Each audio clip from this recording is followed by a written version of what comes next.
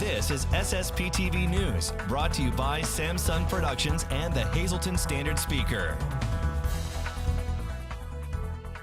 It's a new year and there's new leadership in the city of Hazleton. We'll take you to the first council meeting of 2018 next. I hope 2018 is going great, Notre Dame fans. I'm sure you're happy today. Hi, Ron Marchetti, and hello to all of you, and thank you for watching. I'm Ken Cara. This newscast is available in HD on Service Electric Cablevision Channel 513, and take us anywhere and watch us anytime with the Samsung Productions app. Here's your Tuesday headlines now from SSPTV and the Hazleton Standard Speaker. Today marked the first meeting of Hazleton City Council for 2018. For Jack Mundy, Dave Sosar, and Grace Kuzo, it was their last meeting as members of Hazleton City Council alongside Robert Gavio and Jean Mope. Both Mundy and Sosar were unsuccessful in their re-election bids in November, and Kuzo chose not to run for another term. Some of the decisions you're going to have to make are going to be very, very difficult. Let me remind you of one thing. You have been placed in power by the votes of the citizens of this city. You owe nothing to anybody in this city government. You owe it to the people of this town. I took this seat as an appointment 2 years ago because I thought when Jeff came into office, the city would go much further ahead. Instead, it has reeled backwards. This form of government has been mangled, maligned, twisted in every way, shape, and form, not to benefit the residents. It is time that this form of government be used properly. I'm looking forward to working with the new council members, and I hope we have the same relationship. And thank you for taking the opportunity to run. And it's a hard job, and once you sit in the seat, it's a lot different. But I know you will do a good job. And after their final remarks came the official swearing in of new council members Allison Barletta, Tony Colombo, and Jim Perry. The oath of office was administered by Magisterial District Judge Joseph Zola. Robert Gavio was elected council president and Allison Barletta vice president. One of the first matters before the governing body triggered a difference of opinion. The discussion centered on a council meeting schedule presented by Mayor Jeff Cassatt. I think it's going to be a rough year. It's going to be a very rough year. We are in a distressed city. We have very important decisions to make. My key here is that we all form a consensus, get together, and move on together along with the administration. No bickering, just see what we could do. Because believe me, it really is a tough road ahead for our council members in the situation that we're at right now. Well, you know, I'm young, I have the energy, I'm ready to work hard and aggressively and wholeheartedly. We're going to work together as a team and move our city in the positive direction that it needs to go. As you sit there and as you listen through your first meeting, and there's a lot of talk about working together, do you have confidence it can be done working between the mayor and with this council you're sitting with? Absolutely. I absolutely think we could all sit down, we'll have the relationship, we're going to build a relationship and work together and move with city departments. We're going to sit down with city departments, we'll have a great relationship with them, you know, the police, the fire, the code, along with the mayor, the solicitor, and we're going to work together as a team to move forward. Something as small as making a schedule, how important do you think that is for building this team and also for maybe getting off on the right foot? That is the groundwork right there. So we're going to build the schedule. We're going to sit down, see what works for everybody, and then we're going to come together and present it. And we're going to get everybody's input. That's the whole majority right here. We have to see exactly what they think, you know, if Tuesdays or Thursdays work better with work sessions. And we're going to come to a conclusion tomorrow and present a schedule. How do you think meeting one goes as you guys are maybe discussing a schedule and that as you look forward to working together and just along that theme? Well, meeting one, I think we've got expressed opinions from our council members, although maybe you could see some differences already. I mean, it's here. My point was, as council president, to get a consensus. It's not my way. I value every one of their opinions. So I do want the consensus of Jimmy, Jeannie, the rest of the council, as well as the mayor, because I do want to have a lawyer. I mean, I do want a lawyer at our meetings so that, you know, a lot of stuff you have to table at times because we don't have legal opinions. I mean, none of us are lawyers. So I guess it was a little spicy for at times. But I really do think, you know, listening to everybody, I do think we're all going to reach a common ground. All of us, along with the mayor, because like I said, buckle up. There are tough times ahead for this council as well as the mayor. And in the end, council voted to continue its meeting until tomorrow. In other news, a Gilberton man is homeless after flames destroyed his home on New Year's Day. The two-alarm fire broke around 10 a.m. Monday at 128 Main Street. A man who lived there was not home at the time, but did arrive on scene as the fire was being battled. 3 people who lived in a nearby trailer were being assisted by the American Red Cross after that home suffered smoke and water damage. The Red Cross also provided hot chocolate and food to firefighters who battled the blaze in the extreme cold. A state police fire marshal was called in to help determine the cause. And this recent wave of cold weather is difficult for many people, especially those like firefighters who have to work outside. Tonight, Lisa Sugar gets some important advice on how to stay safe in these brutal cold temperatures. Well, anytime the weather gets extremely cold, we call on the experts to come in and give us some tips on how to stay safe in the cold weather. Here with us once again, our good friends from APTS, that's the American Patient Transport Systems in Hazleton. You see their ambulances out and about everywhere. Pleased to welcome back Dennis Gantz, who is the Director of Marketing for APTS, and Wally Boyle, who is the Paramedic Coordinator for APTS. You also see them on Wild Bout Hunting here as well, so they're very busy guys. Dennis, the cold weather can be very dangerous for many. You see it when you're out answering calls. What type of concerns do you see, and what should people be aware of? Well, anytime we change the temperature outside, we're so used to the warmer climate that we've had over the last several years. When that temperature starts to plummet, people forget that we need to start dressing a lot warmer. We need to take care of all that exposed skin because we have the risk of any kind of frostbite or any kind of damages from that cold air. So things that we see are people are outside, maybe they're spending too much time out there, maybe they're they're not dressing warm enough. And maybe they're working outside, and the other thing too is we drink a lot of warmer drinks, coffees, hot chocolates, things like that. They all taste good, they're great. It seems our consumption of that goes up a lot higher when it gets colder, but stuff like that can also dehydrate you. So you want to make sure that you stay hydrated well when you're working outside in those conditions. Waters, some kind of a Gatorade or something like that, along with those warmer drinks to help you keep you hydrated, because you never know when something's going to happen and you're not able to take care of or help yourself, especially if you've got some kind of medical concern. And we often think of the hydration being a problem in the warm temperatures when it's like 80 degrees or above. We don't think of it, though, in this cold weather. So when you're responding to calls, too, I'm sure you're seeing things for like falls, people falling on the ice, or maybe they're having issues because they're shoveling and they're not used to that. So what tips do you have for that as well? A lot of that is, make sure you have good footwear, be aware of your surroundings, snow and ice, if it's a runoff, if you're by a house, or by a curb where the water lays, that'll freeze over real quick.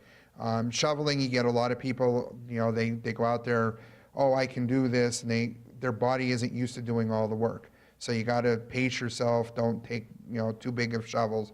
Break it down. If it takes you an extra 15 minutes, that could be a difference between a back injury, a heart attack, because our bodies aren't used to doing all of the extra physical activity on a regular basis. And I would think, too, that we're not always dressing warmly enough when we're out there. Right. The other thing is, dress in layers. If you're out there and you start getting hot, you can always take a layer off, until you cool off and then put the layer back on. But if you don't go out with enough coverage, like Dennis said, in the cold weather, that's where the exposed skin will go into frostbite and can cause, a lot more other issues for you. And are you seeing calls when you get them, like for people of all ages? Yeah, you're generally going to see it. You have your children that are outside enjoying when the snow does fall. Excuse me, they're out there playing and they're having a good time. So you may see some calls like that. You may see some falls, as Wally said. They're playing on that ice or something. And then you also have the elderly. They've still got to go out. They've got to get groceries. They've got to do errands and stuff like that. So they may not dress as well, or maybe they have to walk to their destination because maybe they don't drive. So there's a lot of things that we see when it comes to stuff like that. And then anybody who their work requires them to be outside, we do encounter that as well with different calls and responses that we go to help people in time of need. So there's a lot of things that can play a role, and you just got to take the precautions and remember, it's not 80 degrees. It could be sub-freezing temperatures. All right, great advice. If you have to head out into the cold, whether it be for fun or it be for work or whatever, just take the proper precautions so we can all stay safe this winter. Thanks, Lisa. I'll have the latest from the National Weather Service a little later in the show. And Freeland Municipal Water Authority is suggesting that customers, especially those whose pipes have frozen in the past, to run their water in one faucet during these extreme weather conditions. And if you have any questions, please contact the Freeland Municipal Water Authority at 570-636-1733. The Lehigh Valley Health Network has one of the largest robotic surgery teams in the country, and now robotic surgery is on its way to the Hazleton area. On a new Sam Lassant show, Sam talks with doctors on the robotic surgery team coming to Hazleton. Your experience with robotic surgery, and I'll get to Joshua in a minute, your experience with robotic surgery, why is this so exciting for the area? Now, this is nothing new, of course, okay? Robotic surgery's been around, but tell me, why you think this is such a great thing. Well, I think it's great because it's an opportunity to give the patients in the area what they deserve, cutting edge and state-of-the-art care. The robot allows us to do some of the procedures that have already been done in the area and potentially do them better and give patients an easier, less painful recovery. Now, you've used robotic surgery before, the robots before. Correct. Where I trained, we actually integrated the robotics into our training. So I've been using it for 4 to 6 years. You can learn all about the new robotic surgery at Lehigh Valley Hospital Hazleton on a new Sam Lassant show tomorrow at 7 a.m. and 11 a.m. and on SSPTV, or you can watch anytime at SSPTV.com and with the free Samsung Productions app. Coming up, another outdoor segment with the Standard Speakers Kent Jackson, Bundle Up, and in sports, we'll jump around with Army West Point's Emily Malone, a Hazleton area high school graduate. This is SSPTV News, your place for 24 hours of your hometown news and information.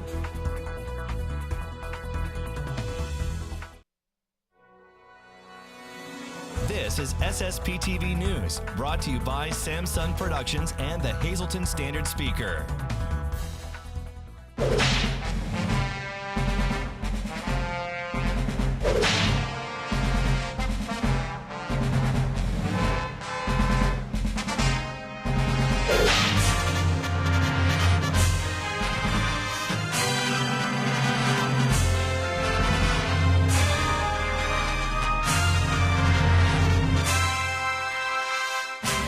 A backpacker writing a magazine article years ago looked down from a town where he had spent the night on a mountain.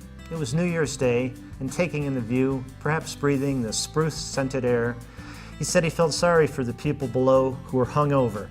Spending time outdoors often takes us away from the crowd, like the magazine writer who opted for solitude instead of a New Year's Eve party.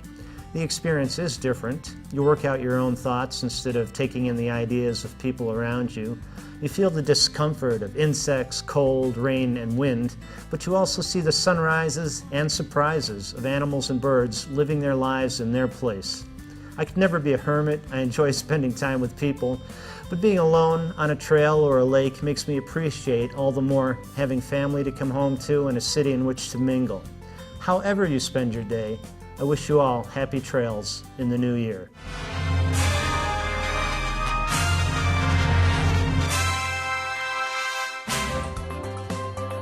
Time now for weather on SSPTV News.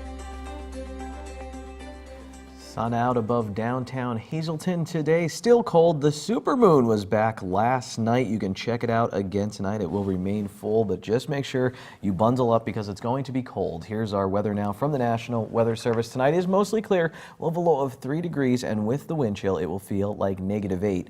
On Wednesday, mostly sunny skies, high of only 22, and with the wind chill, it will feel like -9. On Wednesday night, we have a 20% chance of snow after 1 a.m., mostly cloudy, low of 12 degrees. On Thursday, a 30% chance of snow before 1 p.m., mostly cloudy, high of 18. At night, mostly cloudy, low of -2. Friday, partly sunny and cold, high of only 7. At night, we're down to -4. Things do not warm up on Saturday. Sunny and cold, high of 6 degrees. Saturday night, partly cloudy, low of -2 degrees. I hope this segment from Frankie's Pizzeria cheers you up. We're back here at Frankie's Pizzeria on Wyoming Street in Hazleton, and this is, they have everything here, and they have the cold pizza for about 5 years now. I know Hazleton is known for all of the good cold pizza that we have, and you have some great pizza here, so we want to talk about that and remind people that, you know, this is something that could sit out for a couple days. One thing that we pride ourselves on here that sometimes people think I'm crazy, we bake fresh all day. Sometimes I feel we just do it better. I know what I would expect if I was opening up a box, so then we take what we would expect and we turn it on over to you. We bake this product fresh all day, every day. In the spring and summer months, we deliver it door to door with our Pizza Express. Otherwise, if you call this time of year, you can walk in off the street and get a box for takeout. Call in the morning, we will reserve it for you, or call in and we will deliver it right to your door. And like you said, it is fresh. So sometimes if you're buying your pizza and you're at the grocery store, you don't know, it might have an expiration date on it, but you don't know if it was made that day. So you're saying that this pizza is made every single day? Every day. And one thing that's different with us than a few others is we have no preservatives. There is nothing in this pizza that would harm you, would make it be able to sit on your counter longer than 3-4 days. Personally, in my opinion, this box is good enough that within a day or two, this box should be gone. If this box isn't gone like that, we're not doing our job correctly. Hey, let me tell you, that box would be gone right now if we weren't taping. So it's like eating a chip. You can't have one chip. You have to have like the whole bag. So it's fairly new. Most people don't even realize that we have it. And then when they realize that we have it, it's becoming their own tradition now. So we're looking to, you know, put a foot in the race a little bit and let people taste and see the difference of what we have. And everybody does a different version. And everybody's has their way, and their way is good. And some people like it thick, ours is thin. So that's our thing. We make it here fresh all day, no preservatives, and we put in the box what we would like to serve you. Very good. So check out the cold pizza here at Frankie's Pizzeria, along with all their other homemade goods. Frankie's Cold Pizza lasts about an hour in my house. In fact, if we won the lottery, we would turn down the money, just give us cold Frankie's Pizza. Here's your midday winning lottery numbers now from the Pennsylvania Lottery. Pick 2, 6-1, pick 3, 639, pick 4, 1642, pick 5, 33022. The wild number is 9. We're going to talk about another Hazleton food item people love in sports when we come back. Time now for sports on SSPTV News. You're about to find out what my favorite Disney movie is. Keep your eyes peeled. And we're going to learn how things are going for a local athlete who's now competing at the Division I level in college. One day while scrolling through a web of funny cat videos and weirdly specific ads directed right at me, a picture caught my eye on Facebook. It was this photo of Hazleton area high school grad and current Army West Point sprinter Emily Malone in midair. As much as I wanted to scroll on to the next BuzzFeed article ranking the top 20 toys people over 30 will remember from the 80s, I just couldn't move past this picture. I had to know more, and luckily my job is to ask questions and cover sports. I think everyone has their own like pre-race ritual. It just becomes a superstition for me now. I have to jump. Malone has been jumping for other reasons recently for the Black Knights. I don't know if it has anything to do with her pre-race routine, but Malone has been doing some hurdling during the indoor season. While she's having fun with the new challenge, her favorite memory so far at Army West Point came in an event she's very familiar with. It's an event she broke the school record in with her teammates at the Hazleton area high school. Probably Penn relays last year with my 4x1 relay team, because we were really close to breaking the school record, and it was just a moment filled with excitement and realizing like what we were capable of doing and like what was ahead of us. I'd say that was really awesome. Malone's 4x100 meter relay team went on to finish second at the Patriot League Championships last year, and at the same event she won a gold medal as part of the 4x400 meter relay team. She also received honors after last year's meet with Navy, where she placed third in the 100 meter dash, fourth in the high jump, go figure, and a first place finish in the 4x1 relay. Going up against Navy is always special for Army athletes, but there's another reason to circle the date for Malone. It is definitely a rivalry, but there's, I don't know, a sense of camaraderie, I guess. My cousin is on the Naval Academy track and field team down there, and he's the team captain this year. He's a senior. So it's competition, but very friendly competition, I'd say. Her cousin is Sean Richards, the 2017 Patriot League champion in javelin. Everyone knows the Army-Navy rivalry is a special one. For many, the yearly football game is their glimpse into the life of a cadet at Army West Point. So I asked Malone to tell us about some other neat traditions. One of her favorites is the yearly Christmas dinner. We decorate the tables in all kinds of crazy ways. People put like full blow-up, like snowmen and Santa Clauses on the tables. and there's a live band. And then after dinner ends, everyone goes out onto the plain where we parade and smokes a cigar, and everyone takes pictures. It's a really cool event. Winter break ends on Thursday for Malone, and it will be back to school and preseason practice will start up. She doesn't get many breaks, and there are some things that she misses about home. I'm very lucky to be living like so close, unlike a lot of cadets here. But what I miss most, I don't know. It's a toss-up between Jimmy's and my dog. But aside from missing hot dogs from Jimmy's Quick Lunch in downtown Hazleton and her dog Bandit, life seems to be going pretty good at Army West Point for Malone. Yeah, it's great. I feel like I've grown in multiple aspects. It's exciting. I'm sure there's been some tough moments as well, but overall Malone is jumping for joy and ready for her second outdoor track and field season as a Division I athlete. Incredible. Still can't get over she could jump that high. Well, we'll stay in touch with Emily and let you know how the outdoor season ends up. Also, did you catch my favorite Disney movie? It's The Lion King. And now this is your Tuesday Social Report. Take it away, John Eric Polai. Good evening, everyone. Here's today's talk of the town. The Tamaqua Community Arts Center will be hosting a Paint and Sip fundraiser that will benefit Lutherans Angels, a Relay for Life team. This event is on January 10th at 6 p.m. The cost is $40. The Holy Rosary Parish in Hazleton will be having a free community luncheon on Saturday, January 13th from 11 a.m. until 12 noon in the community room of the church located at the lower level. For more information, you can get in touch with Carolyn Szymanski at 570-455-6390. And we'll end today's social report with the Rail Riders University offering a free coaches clinic on Saturday, January 13th from 9 a.m. until 2 p.m. Space is limited for this event, so if you would like to attend, contact Robbie Judge at the number or email on your screen. And that's today's Talk of the Town. SSPTV News would like to send our sincere condolences to the family and friends of these recently departed. Bernard Choma of Hazleton. The Frank J. Bonin Funeral Home in Hazleton will announce the arrangements at a later time. Beverly Louise Kissenweather of Drums. The Butler Chapel of the Crofton Hughes Funeral Home will announce the arrangements. Patricia Roman, formerly of Buck Mountain. Burial will be held at the convenience of the family. The McNulty Funeral Home in Freeland is in charge of the arrangements. And Helen Simcoe of Jetto. The McHugh-Wilczek Funeral Home in Freeland will announce the arrangements. Attention pay-per-view subscribers, if you see your name now on SSPTV News, you can call in and win a free movie from Service Electric Cablevision. Today's winner is Donna Garzi of Mahanoy City. Call now at 570-455-7267, extension 104 for your free movie. So we were all upstairs at my buddy's house on New Year's Eve, hanging out, having a good time, when someone yelled Mariah Carey from downstairs, and there was just a rush down the stairs to see how it was going to go this year. Good for her with her shot at redemption. I don't know if I could do that, although I'm sure I messed up a few times today. I'll come back for redemption tomorrow if the Lassand family will have me. A lot more fun. Dave Seaman returns, Standard Speaker Sports Editor, tomorrow on the news. I'll see you then. Take it easy, everyone. Watch us online anytime at ssptv.com and follow us on Facebook and Twitter.